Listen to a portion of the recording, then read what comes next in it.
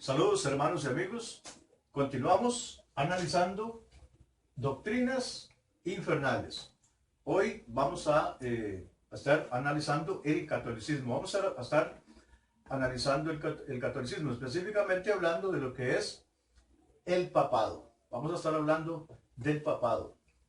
¿Es el papado una doctrina bíblica o es una doctrina infernal?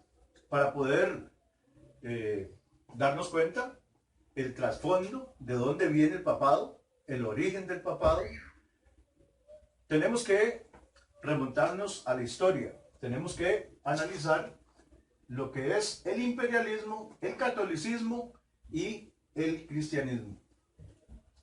En la antigüedad vamos a estar, entramos de lleno a analizar lo que es el imperialismo. En la antigüedad tuvimos 4 imperios de los más poderosos, de los más grandes, como lo son el imperio egipcio, el imperio babilónico, el imperio medo-persa y por último el imperio romano. Vamos a estar analizando lo que es el imperialismo. ¿Qué es el imperialismo? El imperialismo es cuando una nación se siente lo suficientemente fuerte y poderosa, tanto en armas como en hombres, capaz de invadir otras naciones, someterlas, saquearlas y obligarles a pagar tributos. Y así sucesivamente seguir fortaleciéndose tanto en hombres como en armas para seguir invadiendo naciones. Esto es el imperialismo. El imperialismo tiene 3 características básicas, como podemos observar aquí. Tiene una sede. Un país opera desde un país, desde una sede, tiene un líder general a nivel mundial y es sanguinario. Un imperio tiene que ser sanguinario, porque al invadir otras naciones va a encontrar oposición, va a encontrar resistencia y va a tener que derramar mucha sangre. Esto es el imperialismo. Y ahora vamos a estar analizando lo que es el catolicismo. Y aquí es donde vamos a ver el asunto del papado. ¿De dónde viene el papado? ¿Es el papado una doctrina bíblica o es una doctrina, como lo escribo aquí, infernal? Y vamos a estar analizando lo que es el catolicismo. El catolicismo es un residuo directo del imperio romano, del último imperio que existió. ¿Por qué digo esto? ¿Por qué digo que el catolicismo es un residuo del imperio romano? Porque el catolicismo tiene las mismas características de un imperio, del imperialismo. Número 1, tiene una sede, Roma, Italia. Tiene un líder general a nivel mundial y es sanguinario. A principios de cuando inició la Iglesia Católica, una vez que finalizó el imperio romano y quedó este residuo, quedó el catolicismo. El catolicismo, repito, es un residuo directo del imperio romano. Desapareció el imperio romano y a principios de la historia de la Iglesia Católica, ya la Iglesia Católica bajo el nombre de Iglesia Católica Apostólica y Romana, el catolicismo continuó, al igual que el imperio romano, persiguiendo y asesinando cristianos. Esto está escrito en los libros de historia como la Santa Inquisición. La Santa Inquisición consistió en que la Iglesia Católica, a inicios de la Iglesia Católica, una vez finalizado el Imperio Romano y continuó este residuo, el catolicismo continuó persiguiendo y asesinando cristianos. Repito, eso está en los libros de historia como la Santa Inquisición. Una de las últimas cosas que hizo Juan Pablo II, uno de los papas que tuvo el catolicismo, fue arrepentirse y pedir perdón en nombre de la Iglesia Católica por la Santa Inquisición.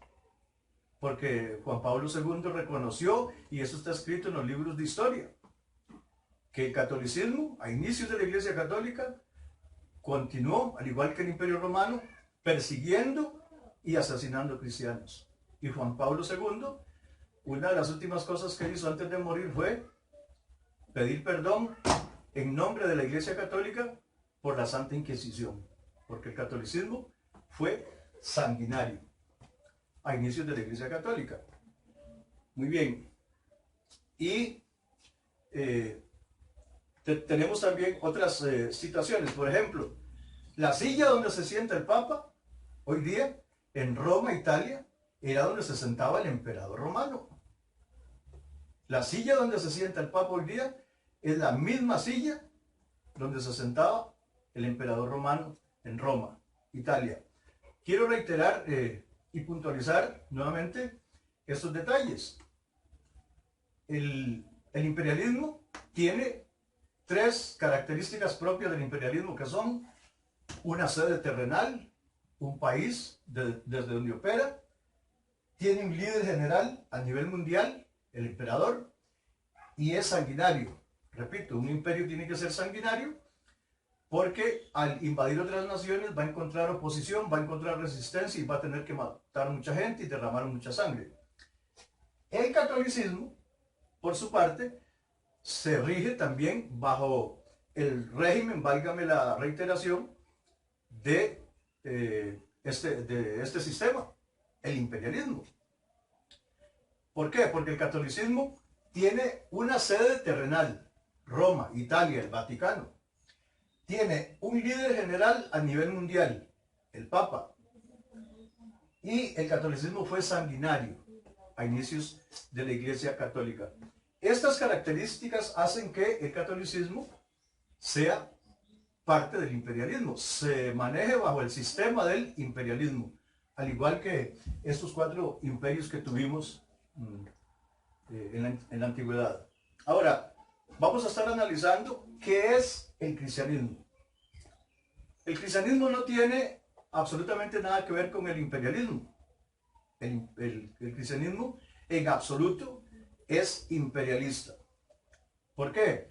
Porque según leemos en las Sagradas Escrituras, en la Biblia, y podemos darnos cuenta a través de cada una de sus páginas, que el cristianismo no tiene una sede terrenal.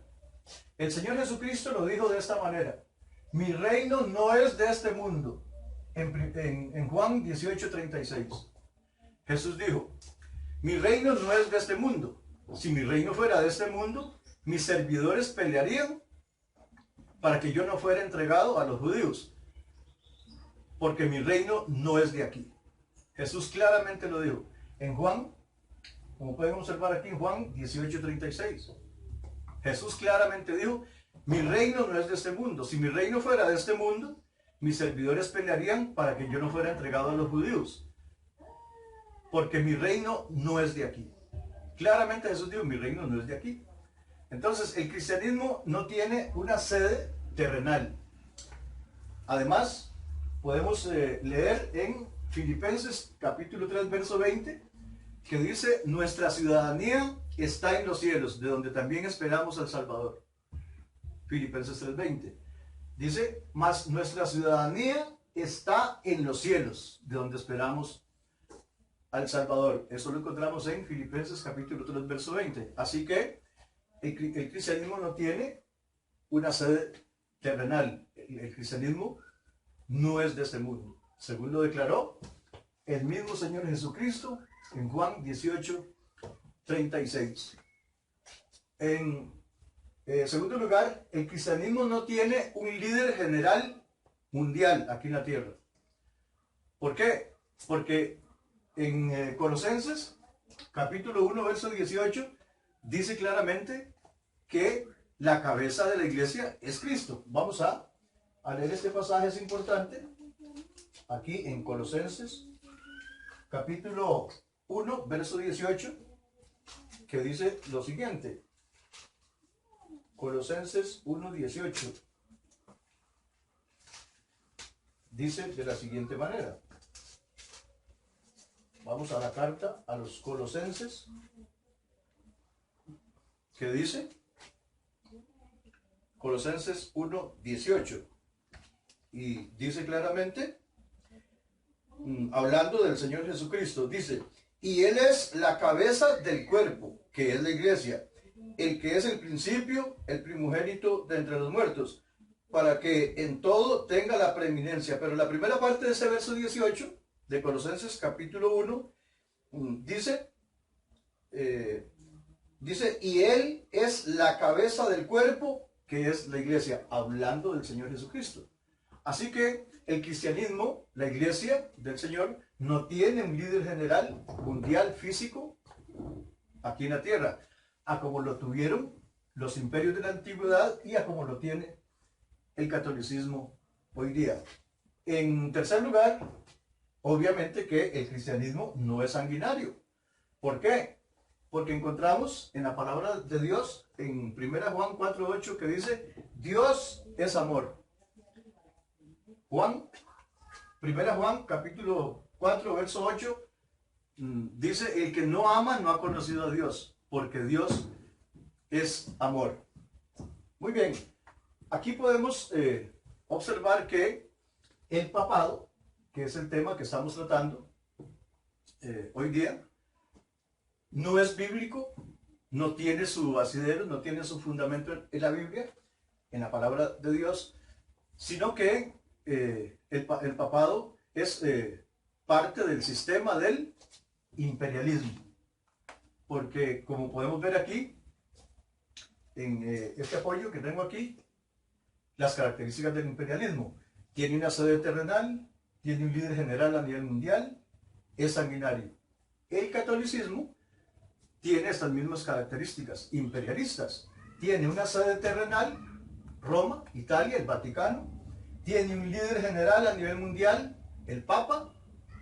Y fue sanguinario a inicios de la Iglesia Católica, con esto de la Santa Inquisición, que continuó persiguiendo y asesinando cristianos. Muy bien, esto es el papado. El papado, repito, no tiene asidero bíblico, no es una doctrina bíblica, es un sistema imperialista, terrenal y, como lo escribo aquí, infernal. Según las estadísticas, en el mundo existen aproximadamente 5.000 religiones. Y eso lo podemos encontrar en las redes sociales, esta información. Ahora, esas 5.000 religiones hay que dividirlas en dos grupos. Por un lado, estamos nosotros, los bautistas, y por otro lado, como grupo número 2, están las demás 4.999 religiones restantes. Muy bien, ¿qué es lo que hace la diferencia entre nosotros, los bautistas, y las 4.999 religiones restantes que hay en el mundo? Precisamente es el tema de la salvación. El tema de la salvación. Porque nosotros los bautistas somos los únicos que creemos, aceptamos y predicamos que solamente hay un medio de salvación, el Señor Jesucristo. Y que solamente hay un modo de salvación, una forma de salvación, que es la fe en nuestro Señor Jesucristo a través de una confesión verbal. Acerca de el único medio de salvación que existe, lo encontramos en Hechos capítulo 4, verso 12, que dice, y en ningún otro hay salvación, porque no hay otro nombre bajo el cielo dado a los hombres en que podamos ser salvos. Aquí obviamente está hablando del Señor Jesucristo. Pero las 4.999 religiones restantes del mundo nos presentan otros medios de salvación. Buenas obras, una conducta moral excelente, el bautismo, la hostia, hablar en lenguas, entre otras. Otros medios de salvación. Pero Dios nos presenta en su palabra solamente un medio de salvación, que es el Señor Jesucristo. Que como lo vemos aquí en Hechos 4:12 dice, y en ningún otro hay salvación, porque no hay otro nombre bajo el cielo dado a los hombres en que podamos ser salvos. Obviamente que está hablando del Señor Jesucristo.